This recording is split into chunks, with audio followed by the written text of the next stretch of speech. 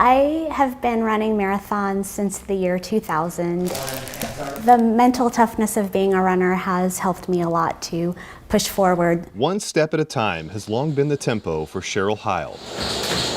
An accomplished runner, Cheryl is about to run her 70th marathon. I have always been a stubborn person. When people tell me not to do things, then of course I try to find a way to do whatever it is. She credits her friends and husband Brian for pushing her to be her best. But this is actually more joyful running marathons than it ever was before, just because I get to run with my wife. In 2006, the very thing she loved appeared to disrupt her pace and her life.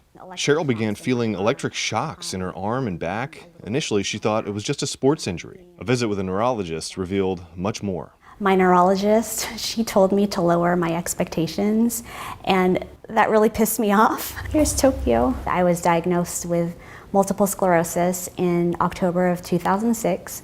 MS affects the central nervous system. The tissue around nerve fibers responsible for sending signals to the body from the brain, called myelin, is attacked by the immune system. But Cheryl and Brian continued to run. Maybe it's a little comical, but I tend to push off strongly with my left side, and my right side just kind of follows along. So I have this wild swing.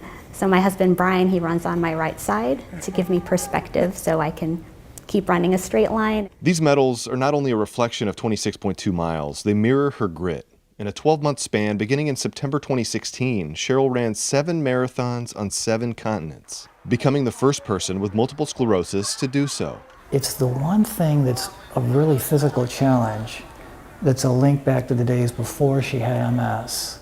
During her year-long journey, she met others with similar stories. Inspired, Cheryl began the group Run a Mile in My Shoes for MS warriors and supporters. They're just so amazing, and I'm so happy to have this great group of people. At the group's first event in 2018, they had 55 folks show up. On Saturday, Cheryl and Brian will run their first in-person marathon in 20 months at the Indianapolis Marathon. Over 400 virtual and in-person teammates will join them.